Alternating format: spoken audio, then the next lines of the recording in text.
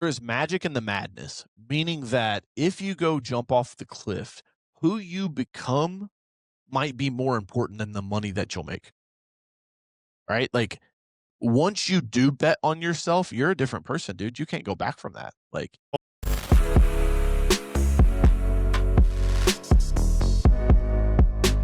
Welcome to Trained Well. I'm your host, George Elossais, and today's guest is a powerhouse in the world of insurance marketing.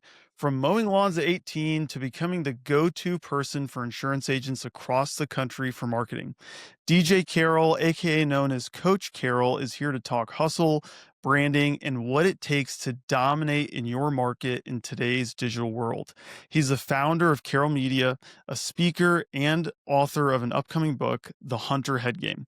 If you're an agent looking to get noticed, get more leads, and get ahead, this is the episode for you. Coach, welcome to the show. Thanks for being here. hell of an intro, brother. Appreciate it, man. Excited to be here and hanging out and pouring into your audience for a little bit here. Of course. Well, I always start with this simple question, which is, you were born, now you're here. What happened in between? What's your story? Yeah, pretty fun path, man. As the years continue to tick by, my parents divorced when I was 15. Moved to Kentucky with my mom. Uh, Played sports all through high school. Had 8 football scholarship offers my senior year of high school. Was quite frankly on the path to go be a chemical engineer somewhere and make a steady salary with benefits and live that life. And I started mowing grass my senior year of high school, man. Started with $300, $100 borrowed from my mom, $100 given to me by my grandma, and $100 I had saved up from stocking cooler shelves and bussing tables and delivering pizzas. All that money went in to buy a Walmart push mower and the ugliest shit brown 89 F-150 in Kentucky, and an entrepreneur was born. So after I got a little bit of taste of that, I didn't grow up with a silver spoon up my butt. My dad never made more than $20 an hour in his life. And like I said, my mom raised me and my brother. Once they split up, things got even tighter. And once I started putting a little coin in my pocket, George, I was like, I don't want to go to college and be broke again. And so I ended up turning down those football scholarships to the disbelief of many. And quite frankly, for years, I thought that I was letting people down, a lot of people down.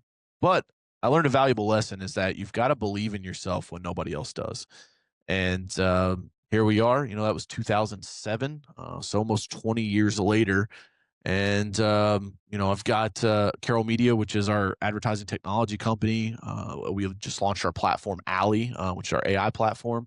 That thing's doing millions of dollars, and I've still got my blue collar businesses. I've got real estate, Section 8 housing, and then the new book that just came out, The Hunter Head Game. And so, but out of all of that, man, but what I'm most proud of, dude, is the farm that we live on now, my beautiful wife and my 2 healthy children.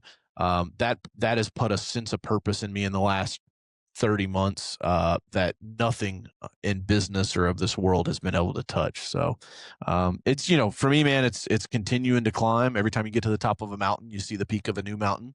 Take a little break, then traverse back down into the valleys and onward and upward from there. So, yeah, man, that's the story of Coach Carroll. We're just getting started, dude. 20 years in, I want to help, millions of entrepreneurs all across the globe, and we're already doing that. And I want to continue to do that for as many days as God gives me.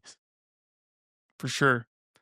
Well, I'm going to steal that mountain analogy. I've never heard it, but it makes a lot of sense. So I'll be using that. Probably we'll see it on a future podcast. But have at it. Tag me.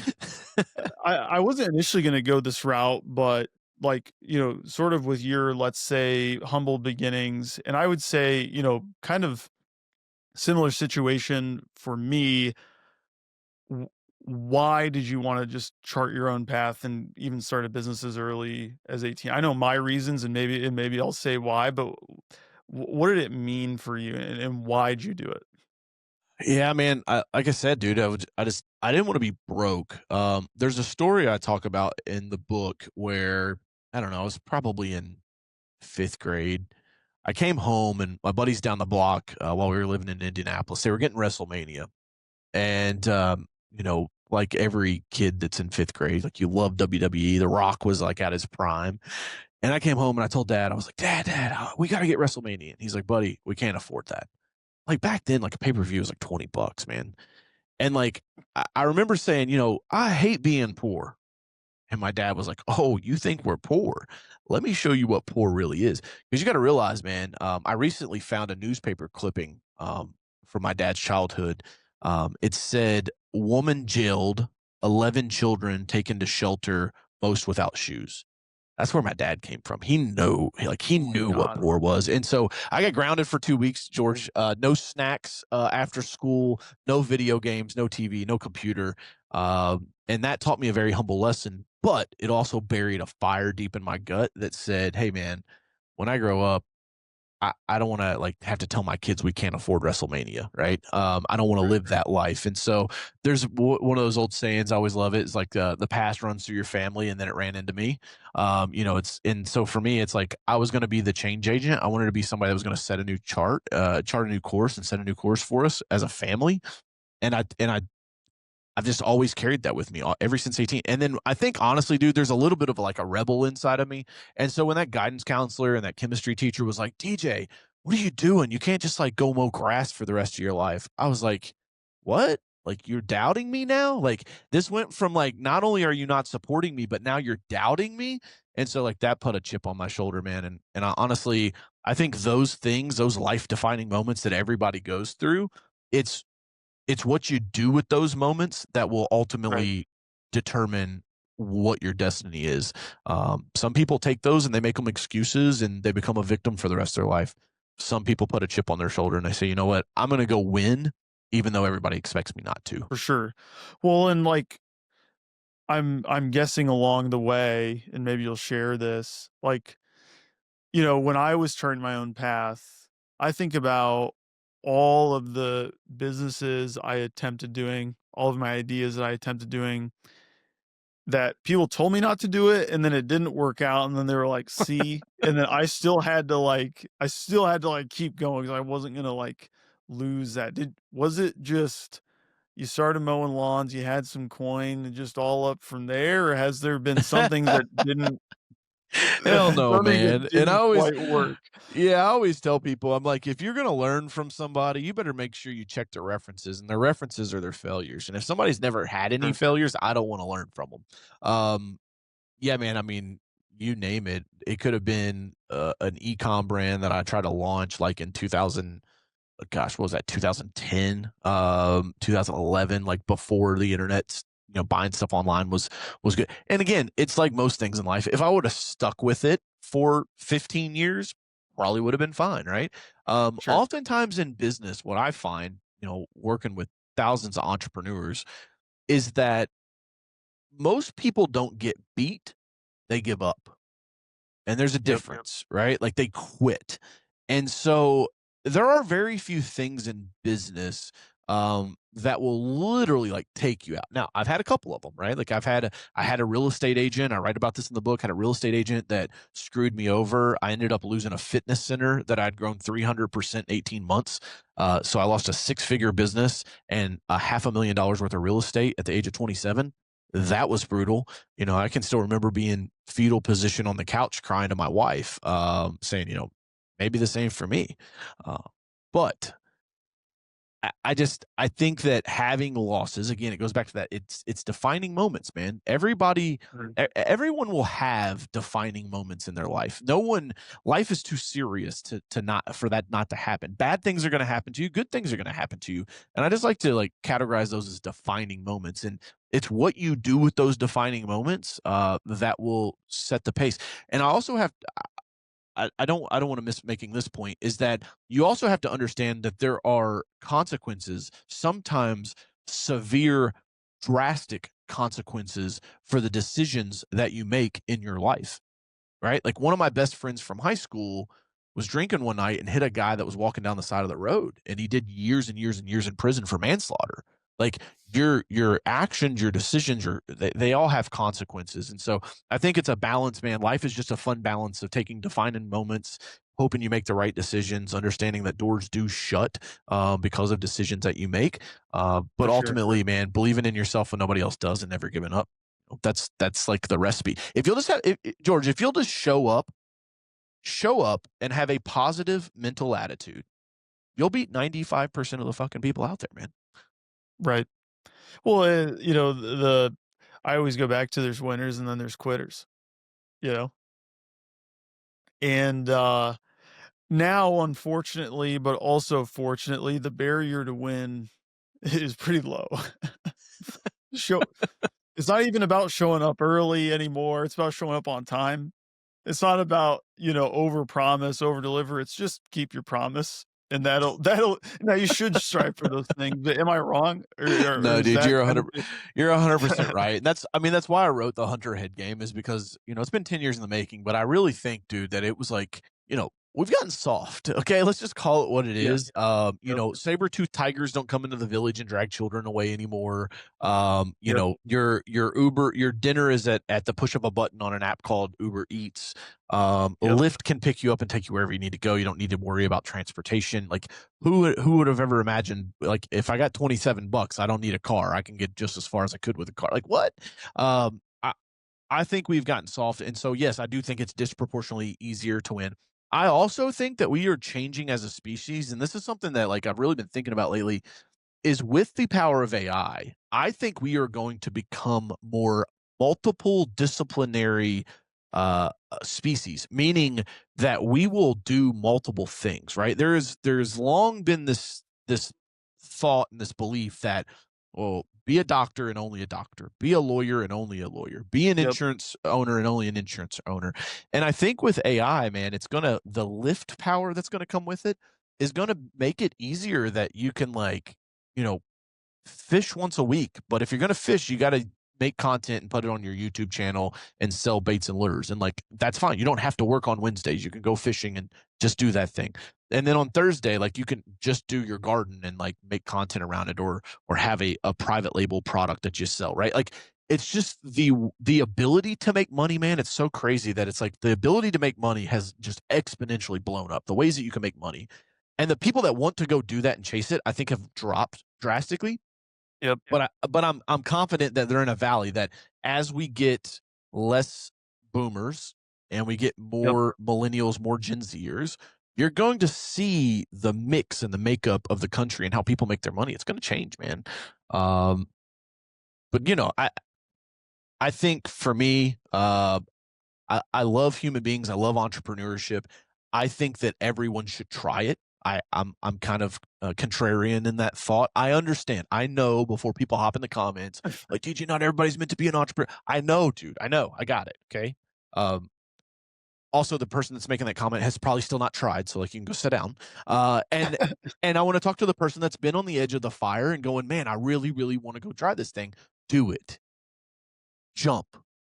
It's not as bad as you think, and the worst case scenario isn't the worst case scenario, right? Like, you can always go back to your job, I promise, or you can Right, find another version of it. Okay, yep. like, people need to put the chips on the table and bet on themselves, because life is serious, man. None of us make it out alive. Well, and most people regret not doing something than actually doing something. Yeah, I would agree with that. And odds are if you try something, you know, you try entrepreneurship, it doesn't work out, you'll have a new appreciation for your job, whatever Yeah, I job you go also back to. I also think there is magic in the madness, meaning that if you go jump off the cliff, who you become might be more important than the money that you'll make, right? Like, once you do bet on yourself, you're a different person, dude. You can't go back from that. Like, even if you do go Or back and get a job, right? You'll just carry yourself different. How's that look? That goes, okay, in my performance evaluations, now I'm going to ask for a raise. Like, dude, sure, I've had hundreds of people work for me over the years. Do you know how many people actually ask for a raise? Very, very few. for And it's sure. because they don't believe in themselves. They don't believe they're worth it. They don't believe they deserve more. And so, like, maybe somebody needs to go try entrepreneurship, because nothing else, dude. They'll go 3 years crash and burn, like most of the statistics say, but now they'll be a Yep. different person when they come back to the workforce. You just never know, man. Life's all about what you make of it. So what do you think about this hot take? This is my take Okay, because I want to make as much money as possible. I have let's big go. Me too. goals, right? I say I'm a Billy Goat Hunter, which means I want to be a billionaire. Okay. Some I people like it. hear that and go, and you might be a Billy Goat Hunter. I kind of from the chuckle. Some people hear that and go, I only want to make a certain amount of money because for whatever reason, when you make more money, you almost turn bad, right? But my take is the more money you make, the more you become who you really are. I like that. It's kind of Gary Vee's take on social media, right? Where it's like, oh, people started being a certain. It's like, no, you just put cameras on everybody's face, and like you've seen who Right. people really were. Sure. Um, so let's. I want to unpack this because it's interesting. I had a call with one of my mentors. A few months ago, and I was asking him like, "Why'd you pick the number that you picked?" Like he has hit escape velocity, right? I Yep. did a really cool podcast with an F-18 pilot, and he talks about there's three levels of wealth. There's the first one, which is like, okay, I can pay my bills, and like I've got some savings, right? There's another level that you hit where it's like, okay, I pay my bills and I have hundreds of thousands of dollars stashed back, right? Like I'm good for a minute. If everything went to shit, I can make it 12 months, 18 months. I'm good. And then there's escape velocity, which means that you have created some sort of a nest egg. Typically comes from an exit of a company or a rich uncle dying. I'm not fortunate enough to have one of those. I don't know, George, maybe you do, but Neither, um, neither do I. Neither do I. yeah, So, so you'll have this nest egg event where, if you get a large chunk of money, and you invest it wisely, then you have mailbox money for the rest of your life, and like you become a trust fund family at that point, right? My new goal, in fifth grade, my goal was to make $100,000 a year, live in a two hundred fifty yep. thousand dollar house, and drive a Porsche Cayman S. Okay, now I want to be a trust fund farmer, right? Like I want to dig Yep. around on my farm. I want to read all winter, and I want people to be like, "Does he work?" Right? Like that's the new goal for me. Yep. I don't know that I need a Billy for that, honestly, George. Do I think I'll probably end up there? Yeah. Because what I've found in life is when I stop trying to push for something so hard, then like the puzzle pieces fall in place, and I'm like, oh, didn't even see that happening over here. That's cool. I think it'll probably happen just because I know that I'll do a lot of good with it, like you mentioned. Um, but I was talking to this mentor, and I was like, "How'd you get your number?" And he's like, "Dude, 30 million to 100 million, nothing really changes." Like, if you can go grab 10 to 30, like, it's life-changing money for you and your family. Um, and I don't think people talk about that. Like, you see the 26-year-old kid with the Lambo living in Brickell in Miami. It's like, you know, "Yeah, bro, like 400 grand a year is nothing. 500 grand a year is nothing." It's like, get the fuck out of here. Like, are you serious? Like, do you have like a very expensive drug habit, or like, do you have children you're not telling anybody about? Like, that's a lot of money, man. If you don't live childishly, I'll put it that way. And so for me, I've like said, probably 25 to 30 is like my escape velocity, and then who knows what I'll do from there, right? Because then that's where you get the freedom to actually get into stuff like when you're not purely money motivated. Yep. um you have different ambitions. Your purpose will change a bit, I believe, once you hit escape velocity. So yeah, I don't know that I would call myself a Billy Goat Hunter. I do like that fucking term. I feel like that's a t-shirt. That should definitely be like that should have hustle it's worth it underneath of it. Maybe I'll make a special edition, George, just for you. It'll be a hustle it's worth it, and it'll just have like a Billy Goat, and he'll be eating $100 there, bills as grass, right? there you go. um I I like like that, that. I man. like that addition. A So, Billy Goat Hunter. So I don't know. Hey, who? Listen, God put the message in your heart, not mine. Right? Like you want to go chase down a Billy, bro. I'm gonna be all for you. I'm a motivational trainer. Like let's go get it. I'll be glad to say, hey, I was on that dude's podcast. I remember when. So yeah, man. If it's in your heart, chase it, dude. That's what I say. I like it. I like it. Well, let's do this. Like I said, not one of the I did not expect to even take that route, right? And I didn't have one of those questions written down. That's my best So, content, man. so now I want to take things in sort of a different direction. And I think this really goes towards something that well, it definitely kind of shows sort of like your rebel, like your inner rebel mentality and believing in yourself. But when it comes to marketing, any business, right? A lot of business owners, and even, I'm in the training space. A lot of insurance agents I work with, sometimes they'll start with, "Well, my business is different." You ever heard that? Oh yeah. "Well, my business is different," and it sounds like the way you got in to working with insurance agents is someone said to you one time that won't work for my business. Insurance is different. Yeah, it all got started doing the marketing was with Mark Smith, my mentor. He was my State Farm agent, and back in 2016, in a little diner, I said, "Hey, Mark, I've been running Facebook ads for my power washing business, and I'm fucking crushing it, dude. Like, this is great. I think social media is going to be a big deal. You should probably be on it." And he's like, "I don't know, DJ. Isn't that social media stuff for young kids?" Funny enough, I just had lunch with him yesterday. So always enjoy catching back up with him. And he told me, he's like, "I remember you saying, Mark, you got to do this," and him going, "I think it's for the young kids. I think social media is for young kids. I don't know that I need to be there as an insurance agent." And in this diner, I said, "Mark, look around. How many people with gray hair are on their phones right now?" And it was like almost all of them. Like grandma and grandpa are like Yep. the fastest growing audience on Facebook. And so for me, that's where it got started. And then Mark just told me, he was like, "Hey man, if you're going to go do this for other insurance agents, other State Farm agents, other Allstate agents, other farmers agents, then don't ask them to pay you and do more work." And so I was like, okay. And what I didn't know, like before the fancy terms of like DIY, done with you, done for you, he was saying go all in, done for you. And so I'm like, all right, well, that kind of sounds like a marketing agency. And so that's where Carroll Media came from. We were a marketing agency with one customer, and it took us Nice. 6 months to get our second customer. But that dude happened Wow. to be Justin Cook up in Illinois, who is just a killer agent.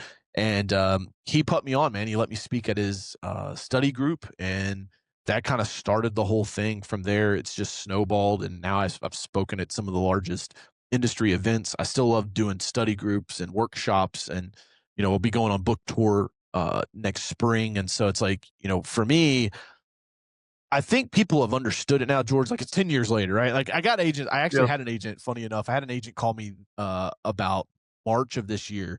He was with me back in 2018. Okay. And he ran for like 6 months. He's like, I'm going to try something else. I'm like, all right, that's fine, man.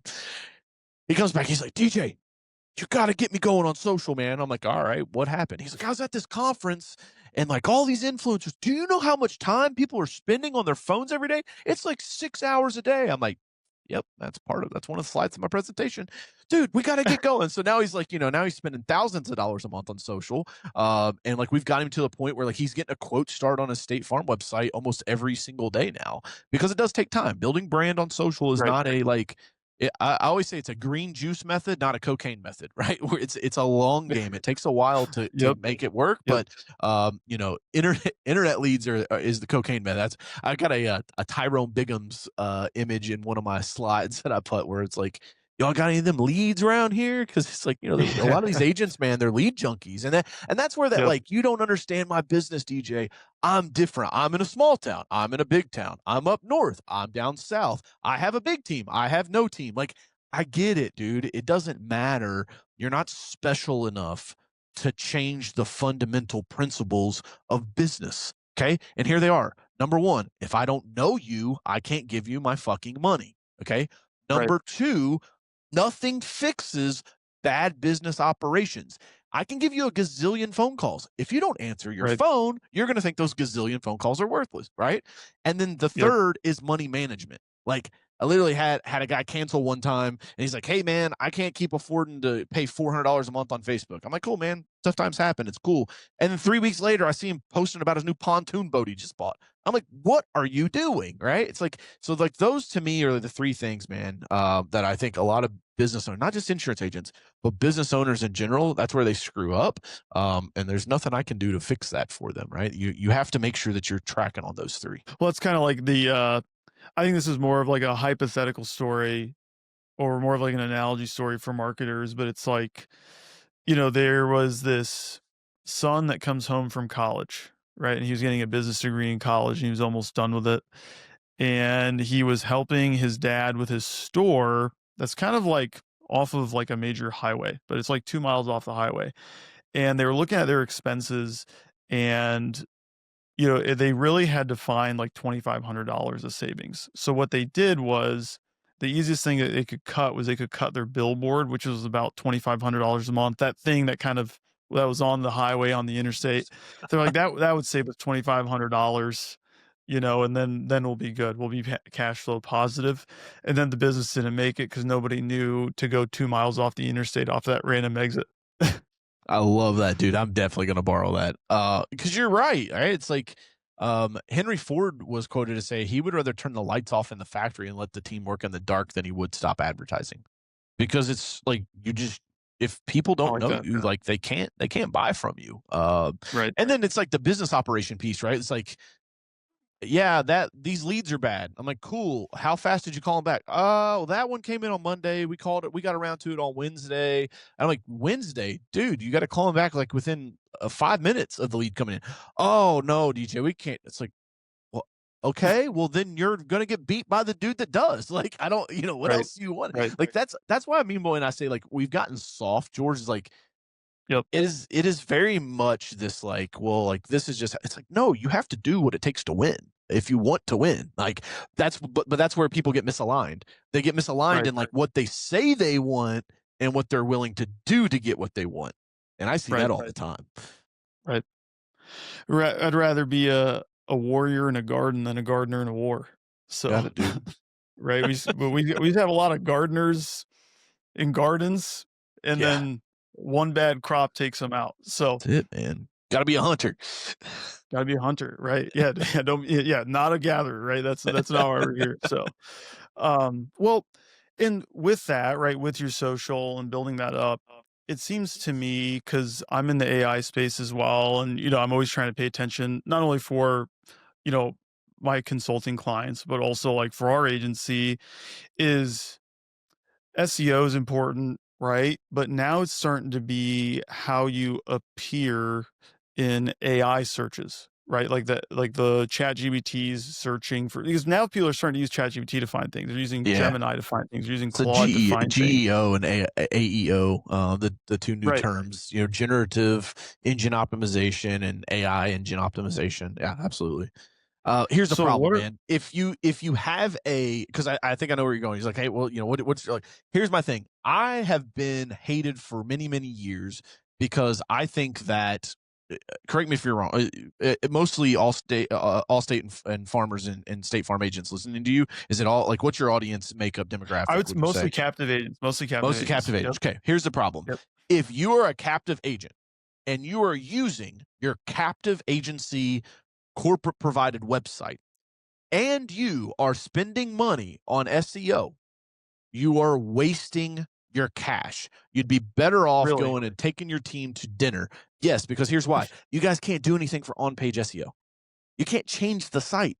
And now your sales leader, your district manager might say, "Well, go on there and update that it's fall and blah blah blah."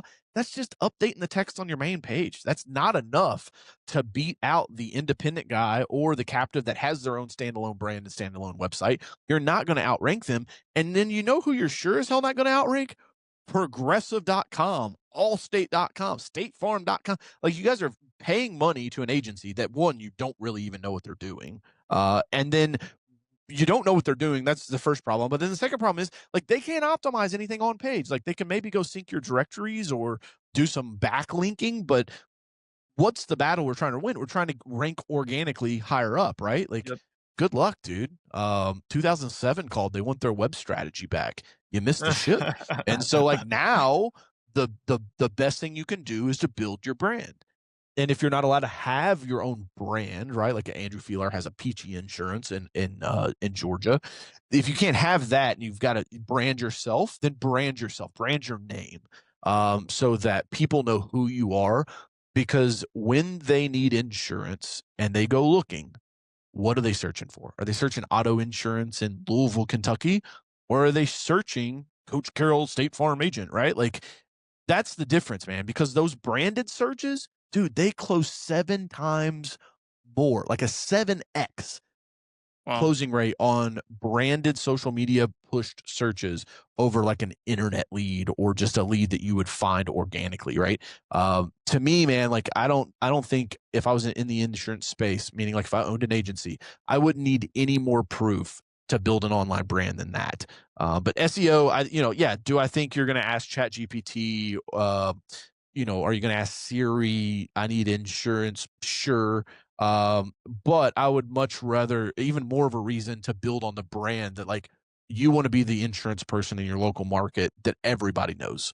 Right. Like I know George is the dude, right? And so Andrew was even talking about this on the last podcast I was on. It's like he was saying he's getting super bullish on local media because I've been saying that for Right. years. It's like you're not that special. I'm not going to drive past a dozen other Allstate offices to get to your Allstate office, right? Like you have to sell the people that are in your local market in your own backyard.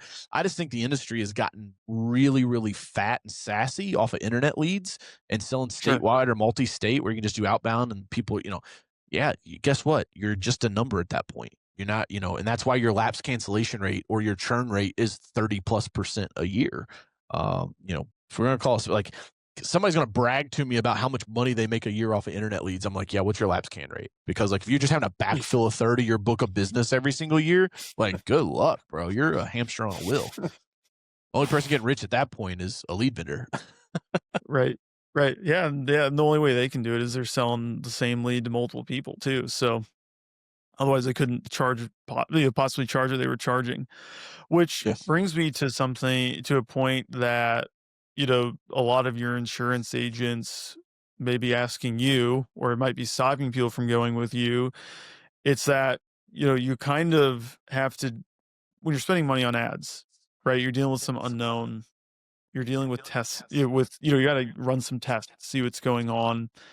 And even cost per lead, even though close ratio always seems to be way higher, cost per lead and not being able to credit, well, even though we might be thinking a little small, in my opinion, that kind of stops people from taking that route, whether it's Google, Facebook, you name it. That How do you handle those skeptics? Yeah, so I would say draw your marketing funnel out, draw your sales funnel out, and show me the conversion metrics. Like, how many overall impressions did you get? Like, that's the very, very top. How many eyeballs saw your brand?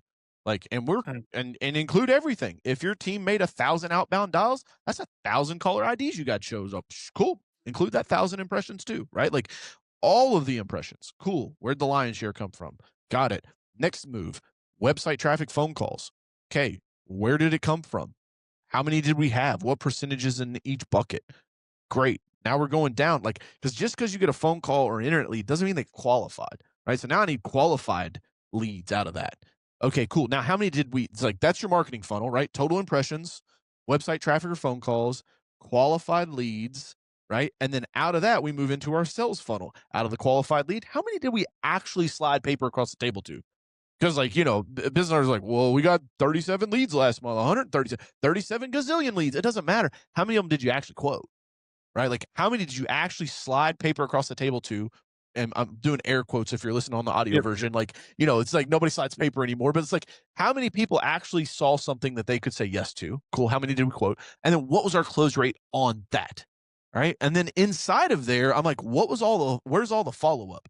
How many times did we call all the leads to try to, the phone calls that we missed in the internet website traffic? Like, did we have mechanisms like Alley, my AI platform, that can identify anonymous website visitors? Like, let them into the pipeline, right? Dude, we 3x the leads at a Chevy dealership just by installing that, right? Because it's the big picture, and I just don't think either the business owners have the capacity to sit down and do that through strategic planning meetings or off sites, whatever you want to call it. Drink a bourbon and get a piece of notepad out, right? Like notebook paper, and do it if you need to. They don't know how, like they don't have the capacity, meaning they don't have the time to do it.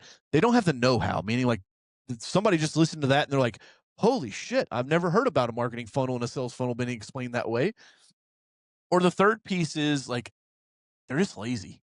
Like, I mean, let's just call it what it is, dude. Like, you want to be all about tracking ROI until you actually have to track ROI, and then you're just lazy because you don't want to do it. Sure. And I think that's where a large portion of them fall in. And now, listen, if you're listening to this right now and I just pissed you off, I'm sorry. I'm not here to hurt your feelings. I'm here to try to wake you up so that you can be a better business owner, so that you can make more money. Like, that's, you think I just came on here to hang out with George, be hanging out, like, no offense, George, but like, we're here to help somebody that's listening to this fucking thing right now. And so if that's you, say like, cool, there's my wake up call. Let me take some time and actually go track my numbers.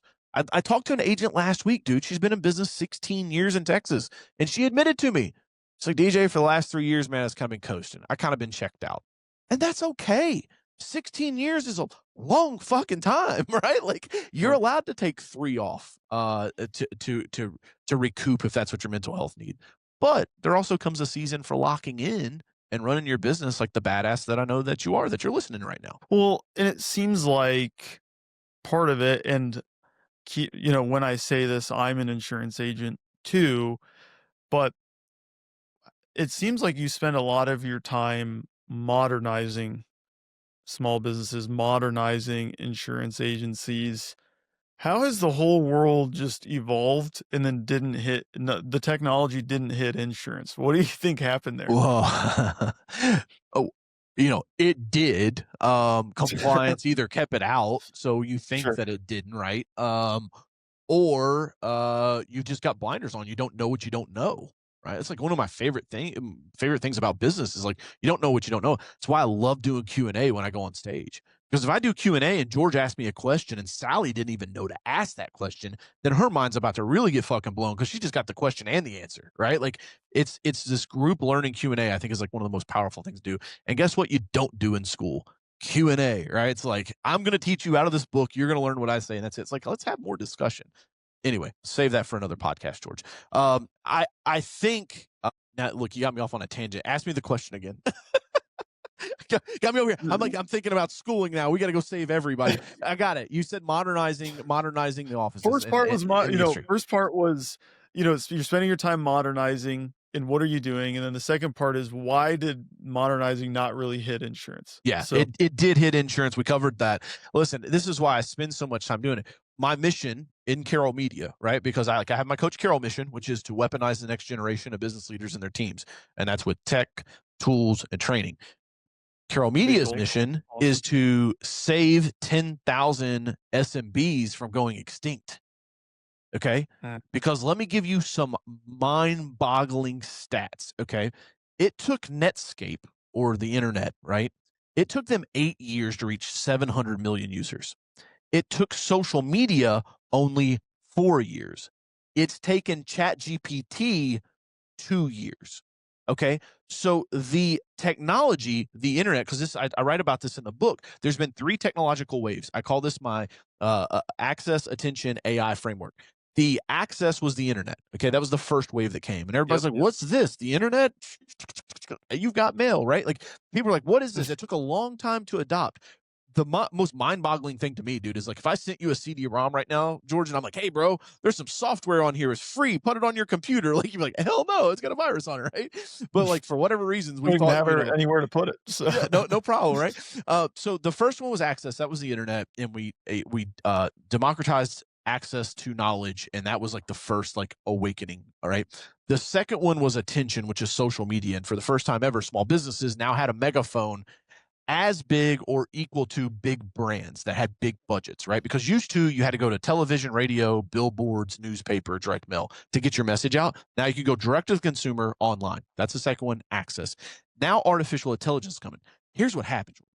The first time the T-Rex comes into the village, internet, we go, what's that? It eats 3 kids, and we're like, oh no, run, right? The second time the T-Rex comes into the village, we're like, hey, there's the T-Rex again. Grab the kids, we got to get out of here. The third time the T-Rex comes, which is where we're at now, which is AI, as soon as the thing sticks its head through the woods, everybody looks at each other and we're like, run! Like we're like, fuck, here's another wave coming. And so I think what has happened, dude, is we have adopted faster. And what you're seeing with why it's so important to modernize is because you're getting left faster. Meaning that imagine if 80% of internet of insurance offices got internet for 4 years and you were in the 20% that didn't, right? Like, what? Think about the disadvantage. This is why I encourage people to yeah, use the $200 a month Anthropic, Claude, ChatGPT, Gemini, pick your favorite, but pay for the top level because it's like having high speed internet for months and months and months ahead of everybody else on dial up. You can just be so much more efficient. You can get so much more done. People will be working in AI and then they're like, oh, sorry, you're out of messages. And like, okay, shut the computer. I'm like, what are you doing? You're working sure. with the genie. You've made it over the hump. That's the hardest part, right? Is to like actually use AI. Once you get over the hump and you're using it, dude, stay plugged in. Let's keep it moving. Yeah. Because It's magic, bro. It will be, mark my words, this will be bigger than the internet.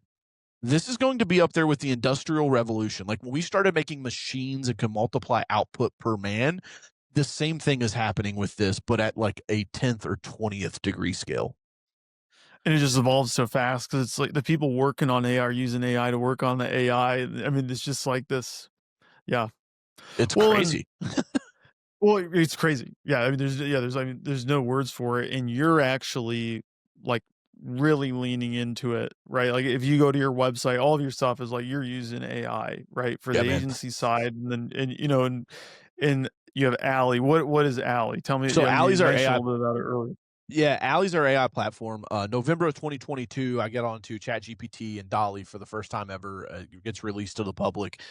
Being in the social media space, which that's all we've ever done, George, just to be super clear, is like for almost 10 years now, all we've done is social media. I still say that we were the first company to get agents onto social media.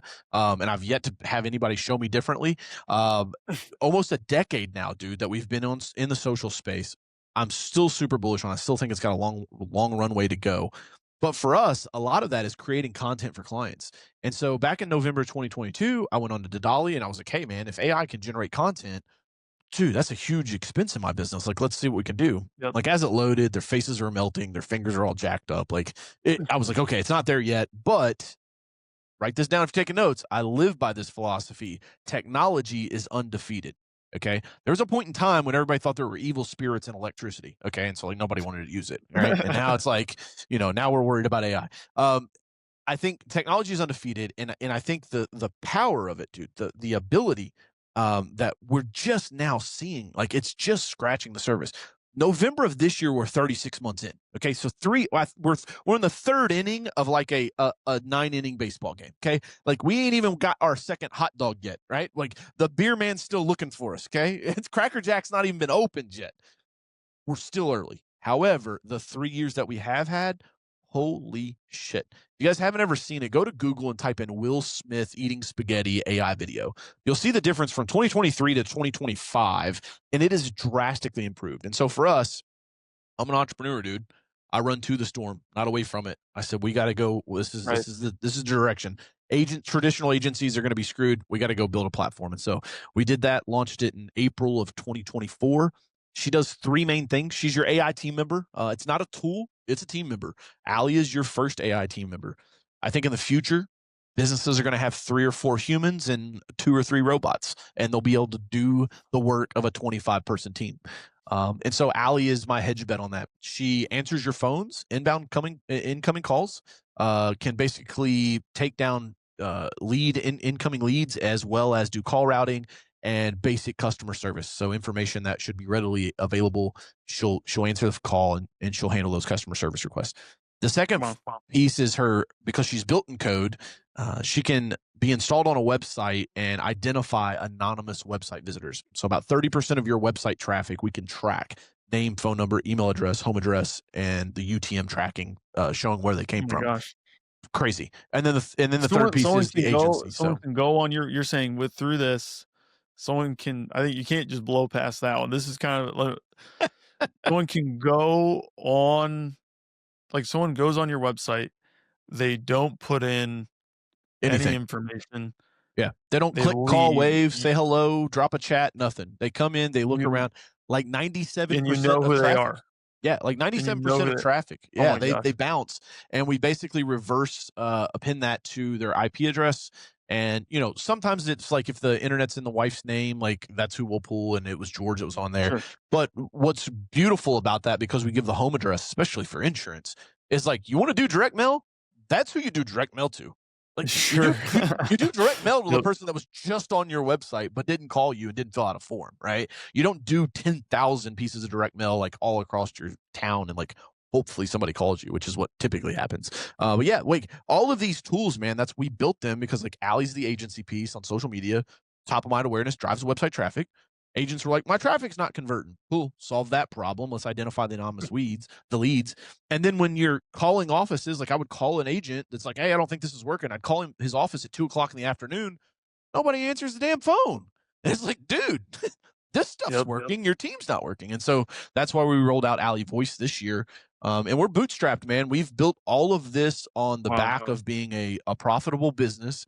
And we take the profits that our customers trust us with and we reinvest it to make it a better service every single year.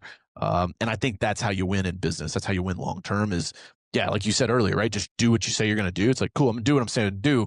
You bring me an additional problem. It's like, hey, DJ, whack-a-mole, you got this guy, but now this one's popping up. It's like, cool, I'm going to go to work and try to solve that problem too. So you got Allie.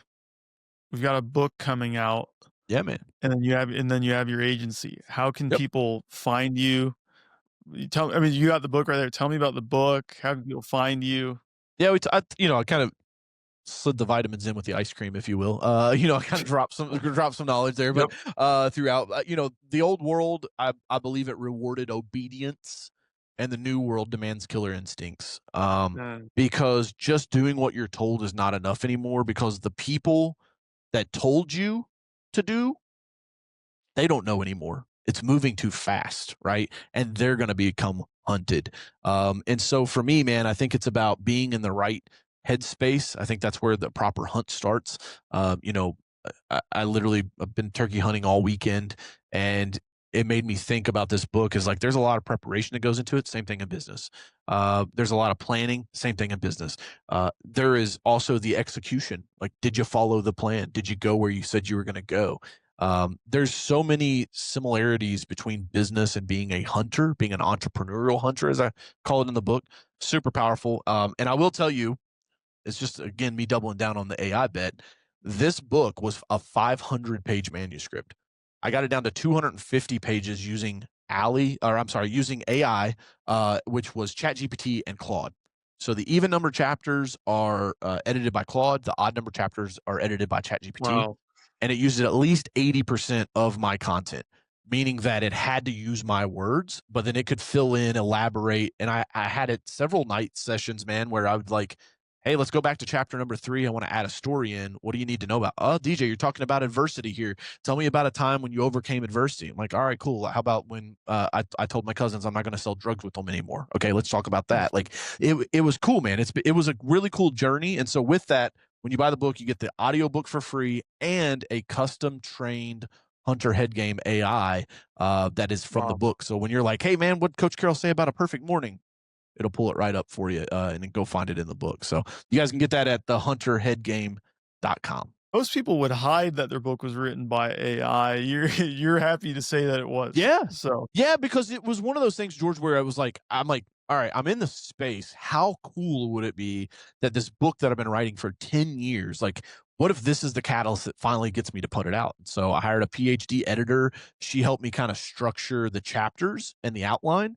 And then we used AI to fill it in. And so it was super powerful. But again, it's my words, my stories. That's why I'm not afraid to hide now. It's like, if I was like, hey, go write me a book about entrepreneurs and how they need to be hunters. And it was like, here it is. Like, okay, cool. Like, I could probably make a 60-page book about this. But like, bro, this is 250 pages, hardcover. Like, we are a luxury brand, as I remind my team oftentimes. And it's like, we want to put out good, solid content. And so I'm proud of that. And if anybody wants to connect with me online, man, it's just Coach Carroll on any of the socials. Just hashtag Coach Carroll, 2 R's, 2 L's. Well, you've got me thinking about a lot of things. I'm never going to see SEO the same. Sorry. And I probably have to have you on again. I mean, I barely hit my questions, but there's just so many good things you're talking about. But I just wanted to say thank you so much for taking the time to be on today. I really appreciate it. Yeah, dude, it's been fun. Thank you guys so much. Thank you to your listeners. Listen, if you guys haven't went to George's podcast and hit the like button, the share button, the subscribe button, and left him a review, go do it. It'll help him get it in front of more people and help them out. So you'd be helping me and George both on that front. If you haven't done that, take a minute to go do it. If you found any value whatsoever in this hour-long podcast. There's that marketer, right? You're playing the algorithm. I can't turn it off, man. I can't turn it off. I'm sorry. That's awesome. Thanks again.